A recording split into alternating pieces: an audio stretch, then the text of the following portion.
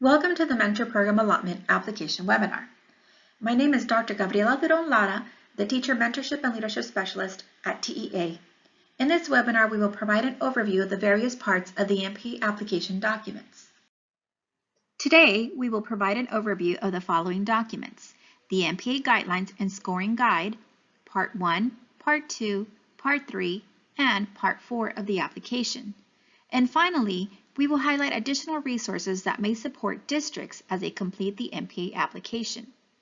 Before we begin, we encourage you to download and review the various documents which can be found at the MPA website. Feel free to pause and gather all necessary documents and proceed with this webinar. We will begin by providing an overview of the MPA Guidelines document contents. The MPA Guidelines provides a quick overview of the topics covered in this document. It is our hope that the guidelines are used as a reference tool that may provide answers about the application as you complete and submit for review. The section topics in the MPA Guidelines document are the Mentor Program at a glance, campus implementation of MPA funds, the priority point assignment for the LEA, funding per beginning teacher, information about the approved mentor training providers, the application and review process.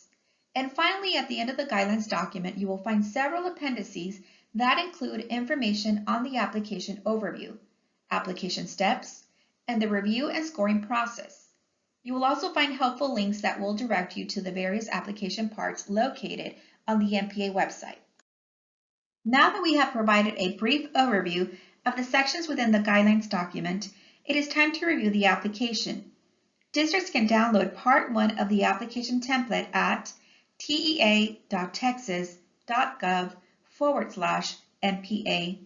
In the PDF application, the LEA will answer brief questions and include some narrative responses in other sections.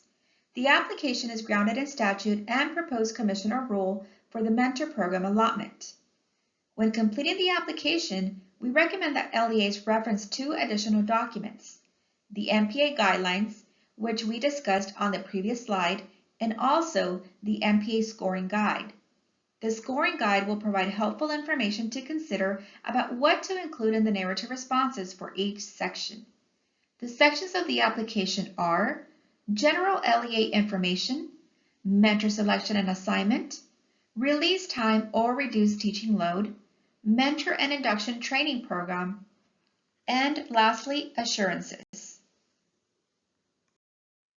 In the last section of the application, Section E, we want to highlight the Mentor Training, Assurance number 11, the Mentor's Role and Responsibilities, Assurance number 12. This table provides examples of different mentoring topics related to those assurances, such as campus-wide student culture routines. Keep in mind that these examples are non-exhaustive, and districts may choose to deliver further training to meet the mentor and beginning teacher training requirements based on their district needs and to be in compliance with the requirements and statute. Once you have completed this part of the application, save it to your computer. You will upload it later into the Qualtrics online tool, which I will discuss on the following slides. Now we are going to move on to Part 2, Scope and Sequence, Attachment B, which requires LEAs to submit a scope and sequence of its training program in the form of a Word document attachment. As you see in the directions, this is where LEAs will provide information in the form of a narrative response regarding the content, the cadence, and the audience of their training.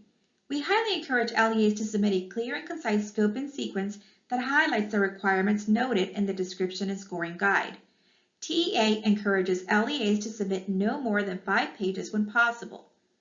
You will find in the scoring guide for Part 2 Scope and Sequence section helpful. There you will find examples of what this may look like and include, such as a calendar with training dates in the summer and training dates for each semester, a table with the following column headers: date, duration of training, audience, topics covered, details about topics covered, how success of the training is measured. Organizing the information in a table is just one suggestion of what this response may look like, and LEAs may choose to respond in a different format. Keep in mind that the scoring guide document will provide guidance on what is relevant to include and exclude in the response. Further details will be stated in the scoring guide, which we will review later in this webinar. Now let's take a look at Part 3, the Campus Implementation List. This document is only required for LEAs who are using MPA funding on a subset of their campuses. Please see the MPA guidelines for further details. As noted in the MPA guidelines, LEAs may choose to use MPA funds to implement mentor programs on a subset of campuses. For example, let's say in your LEA you have a total of 5 schools, but you only want to use MPA funding to support beginning teachers at Title I schools, because that's where the greatest need is for supporting beginning teachers.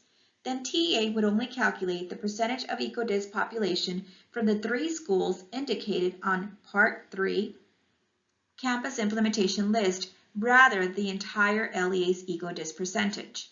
The selected subset of Title I campuses have an average of economically disadvantaged student population of 74%. Therefore, this is the average TEA would use to determine your LEA's priority points for EcoDis. Once all MPA application parts are completed and saved, you will fill out Part 4, the Qualtrics Online Tool application. Through the Qualtrics online link, LEAs will answer a set of brief questions, then you will be required to upload all necessary attachments and submit the application. As stated in the MPA guidelines, districts may choose to use MPA funds on a subset of campuses for varying reasons. You will see here on question 4 where you will be required to click on the gray tab to indicate how your LEA will use MPA funds.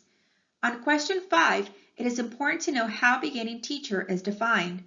Please refer back to the definition in Appendix A of the MPA guidelines.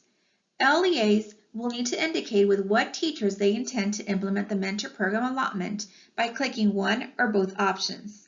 Please identify if your LEA will use MPA funding to assign mentors to beginning teachers with less than 2 years of teaching experience and/or for teachers with less than 2 years of experience in the grade level or content assigned.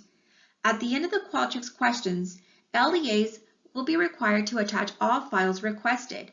Please keep in mind that you will need to have completed all application documents prior to completing the Qualtrics part of the application process.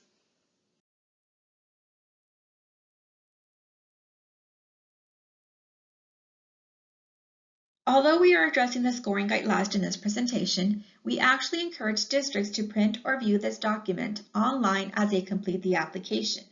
The scoring guide provides specificity around the required responses for each part and section of the application. As a reminder, the scoring guide is rooted in the statutory requirements of the mentor program allotment. Therefore, it is our hope that the scoring guide provides clarity and transparency for LEAs as they complete the MPA application. In addition, you will find that an LEA may score 1 point for any complete response that meets the requirements of this scoring guide.